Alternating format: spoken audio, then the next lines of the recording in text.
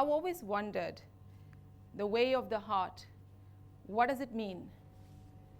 We have been living in a generation that talks so much about stress, so much about difficulties, life being difficult, life being chaotic, life being, we say life happens to us. Well, I found no, life actually happens for us. When we learn to live with the heart, and it's been the journey of a lifetime, the journey of so many discoveries, so many things that may seem mundane, that may seem simple, and words that we use, things like empathy, things like generosity, values. When you talk of love, people tell you, yeah, that's things we know about already. What's so great about it? Why give a TED talk on it? TED stands for innovation. TED stands for so many things that are strange and new. But to our generation, to our times, these things seem like new. We've been told stories about separation. We come from a culture today which talks about competition, which talks about being better than the rest. When you're in school, they tell you that you have to come first. Now imagine if all of us had to come first, would that ever happen, right? It's very strange, and yet they tell you that, you gotta come first in class. Ever since you're in kindergarten, they push you for it, your parents, your teachers, and you just keep wondering what kind of a world are they leading you into. There was a recent study that happened in the US where they asked so many school children, what is it that they wanted to be when they grew up? So when I put this question to parents and just to try and see what they would answer, or adults, many of them said, well, I wanted to have everything I wanted to. I would like to have a lot of things achieved in my life. I'd like to have a project, a dream. And of course, you had your mundane answers too, which said, I want to be an engineer, I would like to be a doctor, or whatever. And you won't imagine what these children said. It was, for me, just something that opened up, a world that opened up, a connection that opened up to when I was a child. And the children, almost all of them answered in one single word that what they wanted to be when they grew up was happy. They just wanted to be happy, as simple as that. And I realized that in today's world, we have very little chance for happiness, very little chance for contentment, very little chance for developing what our heart tells us to develop. Because we've been taught on and on not to listen to the heart, but to think, the logical mind over the intuitive mind. Now, this may seem very simple reasoning, but I tell you that for me, it's been a journey of discovery. Very early on, when I was in school and when I was in college, I realized that this is not where I wanted to know and learn from. So, in a way, going, I would say, beyond the borders of known education, I started making a discovery, and that came through the simple little thing in the morning that I did, meditation. Now, that also is a very used and reused word, and people say, oh, meditation? Why would I do that? Sitting there for 1 hour, closing my eyes and doing nothing? And then you realize that actually no, when you're sitting there and closing your eyes and going the way of the heart, because the meditation that I learned to practice is the one that believes that in the heart lies everything. The heart is the key to it all. Sounds simple, yeah? But it is really not so. Till I met quantum physics. Till I started looking into the world of quantum physics and what they told us about the model and the story of our world. And there I realized a phenomenal thing that has happened in recent scientific discoveries, things that our rishis, things that our yogis, things that people who meditated deeply, and especially in India, we have such a heritage of meditation. They've been telling us on and off that go within and the answers are there. And you say, come on, I can't find the answer to my mathematical equation in my heart. But you know what? These were the guys who actually came up with the real science.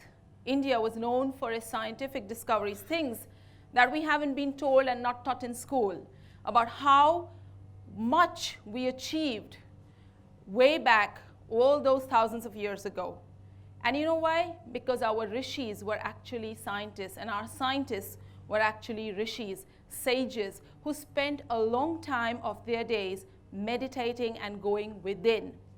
Now, I used to know this and I used to take it for granted because I believed in it. I chose to believe in it. Most of us have faith.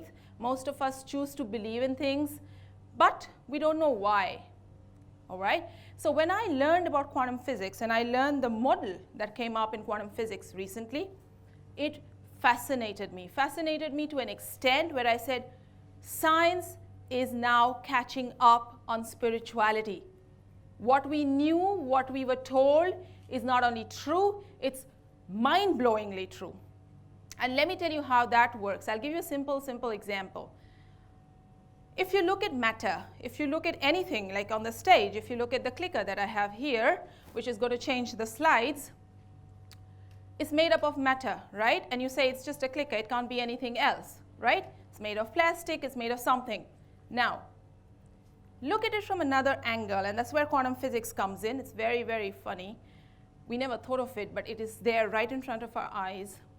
They tell us, physics tells you that this one here, made of plastic, made of matter, is the classical science, the classical Newtonian model. Cause and effect. If I'm to bang it on the floor, it's going to break, right? Now, what happens? Go to the finer level of it. What is it made of? It's made up of different compounds, molecules, right? Suppose you were to go to an even finer level. What would you find? The molecules are made up of atoms, various elements in it. When you go even further in, what do you find? Subatomic particles. A lot of research is being done on subatomic particles. It's just way out there, and you probably don't read white papers and go into the depth of it, but let's keep it to the simple level here. Atoms, subatomic particles.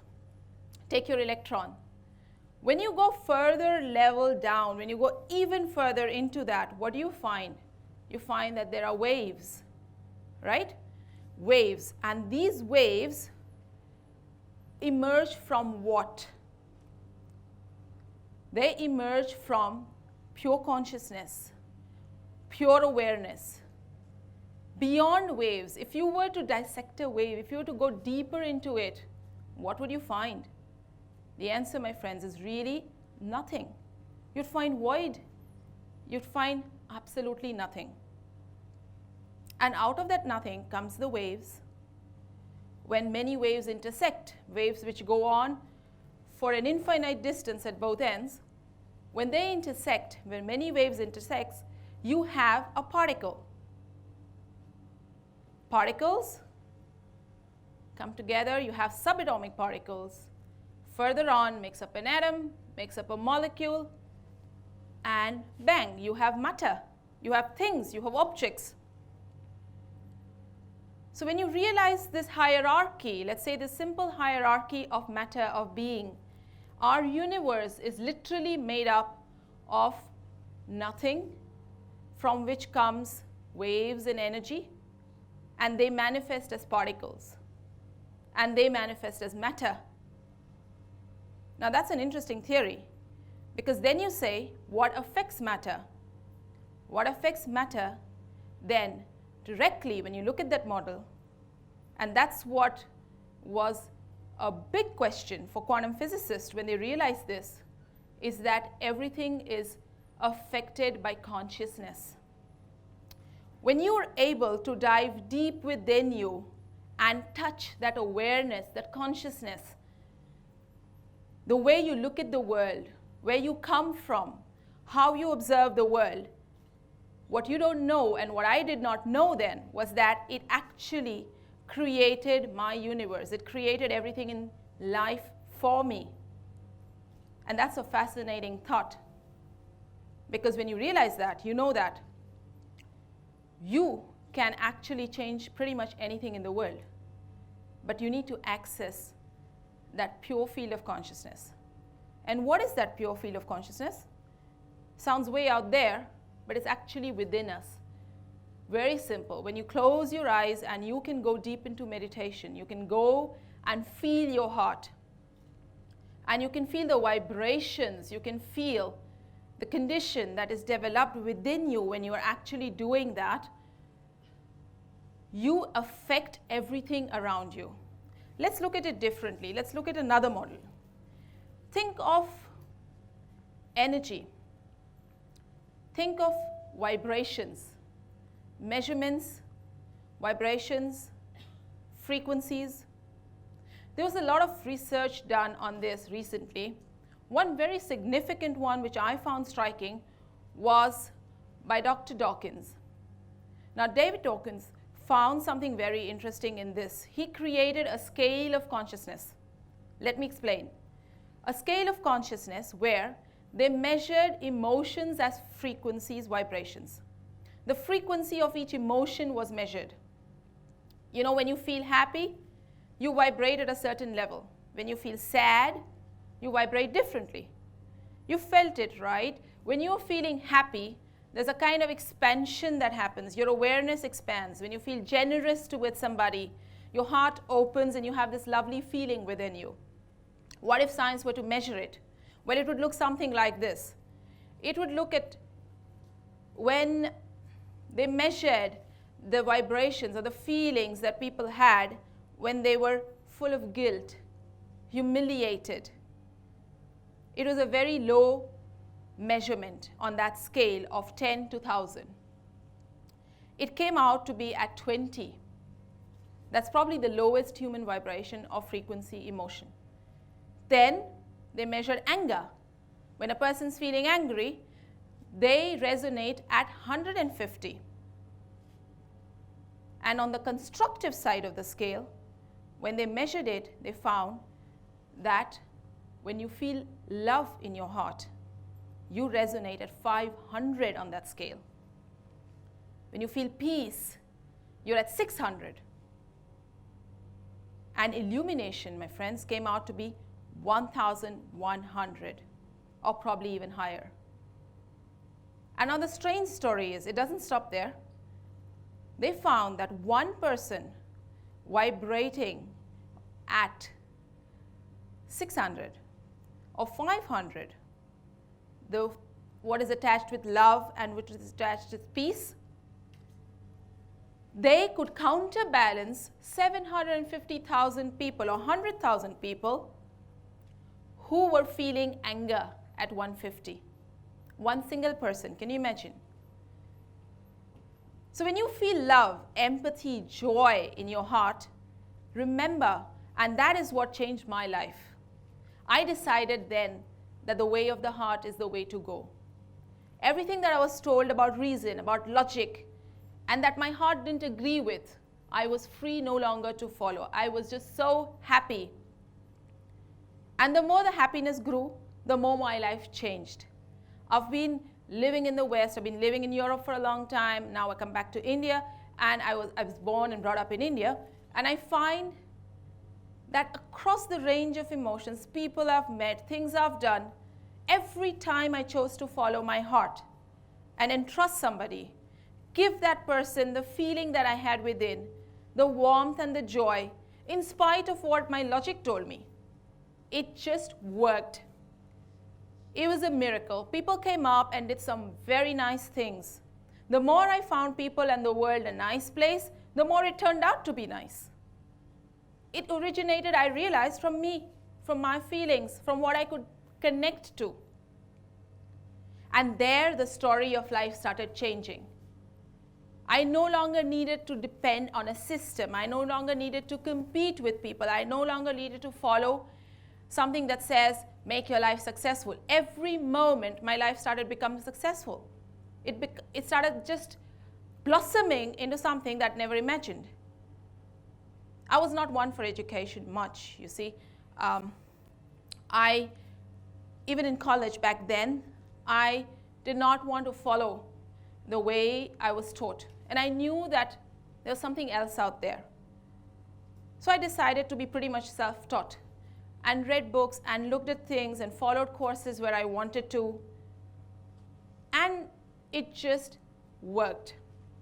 When I realized that all the synchronicity happening in my life, the right people coming in at the right time, life just blossoming, I understood that when I looked back at this quantum physics model, and I realized that I was affecting life, what we call faith what we call miracle became nothing else but consciousness technology. When you understand the science behind consciousness, when you understand the science behind it, you realize that it is nothing else but technology. Technology is something we all relate to. When you realize that consciousness itself is another technology, and we as humans are geared to work that technology the way we want it, we have the total freedom to, life just flowers. If you look at it from here, there we go. I started now understanding and shaping all my projects, all my work, whether it was in healing, whether it was a trainer for meditation, whether it was creating projects, working with the youth, which I do a lot nowadays. I started realizing that we can go from ego-logy, because it's from ego, from the world of separation where you think of only yourself, to ecology. Eco as in one. We are connected by our awareness. It's happened to us, right? When you think of a friend and that friend calls you and you say, how did that happen? Well, because you're connected, and when you gave way to that connection, when you felt something nice for your friend in your heart, they just captured it. That's vibrations, that's frequency, that's something deep within you. And it connects, right? It connects through the field of the universe, which again is nothing but vibrations. Because there is no matter. We perceive it as matter, but actually it is nothing but vibrations. I started realizing that from our story of separation, where you and I are not separate, we started going from the story of separation to that of unity, of oneness, of connection. We are connected. And I realized that the path was from the mind to the heart. Instead of living in my mind, instead of living in my thinking, I actually started feeling more and more and trusting my feelings. You know how to do it? You'll realize it very simply. There's a very simple technique to it. When you take a decision from your mind and when you take a decision from your heart, the very simple way to know whether it's the right one is when you start feeling light in your heart. Happens, right? We start feeling that lightness, the joy, that simplicity, and your heart is just light, and you open up, and you feel good about others. That's when you realize that you're connected with the heart and not with the mind. That doesn't mean the mind can't take right decisions. It could. When it's aligned with the heart, things just happen. And you go from thinking to feeling, and you put feeling out there. Now, how do you do that? Look at this. The field of the heart. When you see, what do we feel within us? What is our inner condition? When you wake up in the morning and you got an exam that day, how do you feel? You got an important project presentation. Like I was this morning when I woke up and I realized, oh God, I've got a TED talk to give. And then you start getting in your mind and you start having all these thoughts. And you just sit and meditate for a few minutes. You just sit down and have this feeling of let it expand, let it come to me, let it go. And when I did that this morning, it just happened. It just happened. I realized that what I was feeling is what I was going to transmit. I realized that the joy and the happiness I had to share within is just going to reach out. And I so trust that feeling. Next, we transmit it. It's a very powerful, intentional thing that we do as humans, which makes us unique. Our conditions, our feelings, we're able to transmit them. When we think of somebody, the love that we feel, the joy that we feel, literally touches them and envelops them. And that's where the trick is. That's where, when you decide to make that space of stillness within you, connect with your heart, feel good about yourself, and consequently feel good about others. It sounds very simple, but let's try it. When so many human beings start trying it, things shift. Remember the Dawkins scale that I was talking about? The collective consciousness of human vibrations on the planet for the past few hundred years has been vibrating at 150. That's anger, that relates to anger. The same on which you would measure up if you were angry with someone. Since 2000, they've noticed that there's a shift occurring. The more people feel good about each other, the more you're able to connect and feel good about yourself and go within your heart, things have started changing. We're rising. We come up to 200 now. So your very act of simply meditating and connecting with your heart can reach out and change the collective human consciousness.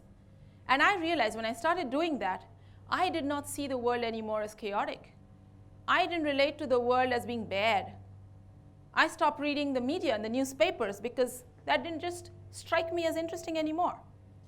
I started looking up and getting news from people about wonderful things happening on our planet, a shift in consciousness.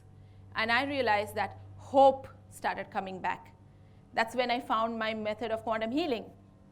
And we have some miraculous things happening with that healing, which works on the basis of quantum physics. Why? Once again, it's not a miracle, it's the way consciousness works. When you have a powerful intention about something good happening, something happening for the higher good, it just manifests. You gotta have the understanding. You gotta know that your universe is nothing but vibrations. And it's all in your hands. And that life, as I said earlier, life doesn't happen to me anymore, life happens for me. It's strange, but so true. How do we interact? How do we get to this level of being with each other like that? How can we understand this? I have a very simple sentence I'll share with you.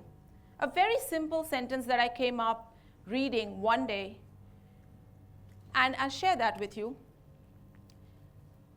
It says, the technique of developing softness, this much overlooked thing in our world where you are told be tough.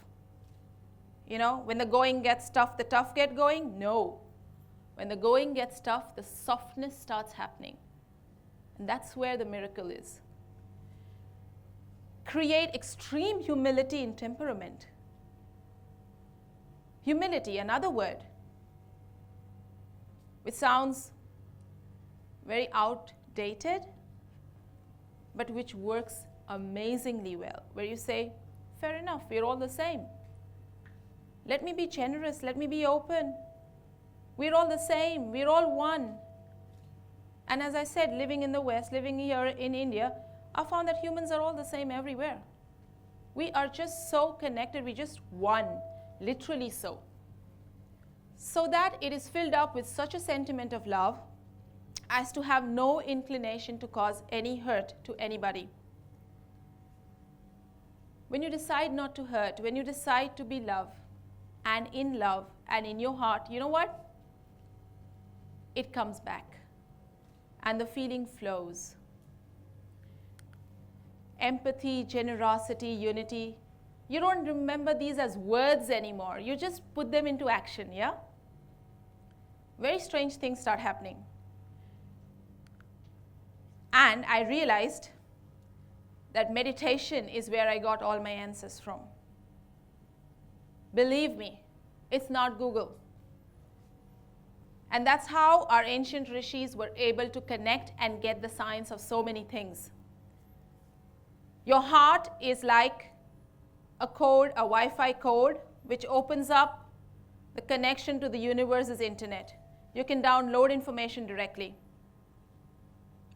When you have this strength, the simple thing that you can do, it just works. All right? I like this because I found that we all are so interested by taking up our phones and looking for answers all the time. What if you were disconnected for a few hours? What would you do then?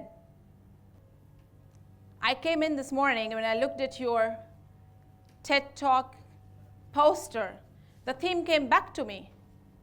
Through meditation, let's redefine conventions. What we were told to believe in and what we choose to believe in are two different things. Let's go into the unknown. Let's go into those territories, like Star Trek said, to go where no man has gone before. It's not outside, it's within. Simple things like relaxation, simple things like meditation have created miraculous effects in healing, in medicine, in science. And now they're studying this with amazing effects from universities across the US to India. And we're going back to what we originally had as our heritage. Today, we see that you spend 75% of your time and effort in developing your academic skills, knowledge, information. So much money, time, effort as students, as people who work. And we spend very little time developing these soft skills, what they're called. And when you look at the world of employment, when you look at the world of what works when you're actually in the world of working, when you're connecting with others, when you're interacting with others, you rely more on your skills of connection, of interpersonal relationships, of being empathetic, of being loving, of being generous, of being able to avoid conflicts, of being able to control and change your emotions. And that doesn't come in any form of teaching that our colleges and universities do. We require 97% soft skills and 3% of academic knowledge when we are out there in the world of working and doing what we need to do with the world. So when you realize that you need to spend time on that, and you start doing so, and that has been my journey, that's been my story. I've had very little formal education, but I have let my heart teach me. And it has been just so fabulous. It's been just so joyful. So my question to you as I leave you today would be very simply, where are you headed?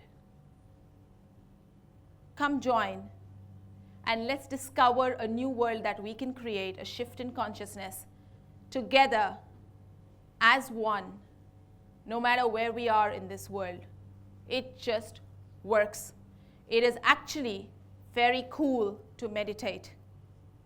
It's really the thing that I tell people, that especially the youth when I work with, we think it's really cool to meditate. Thank you.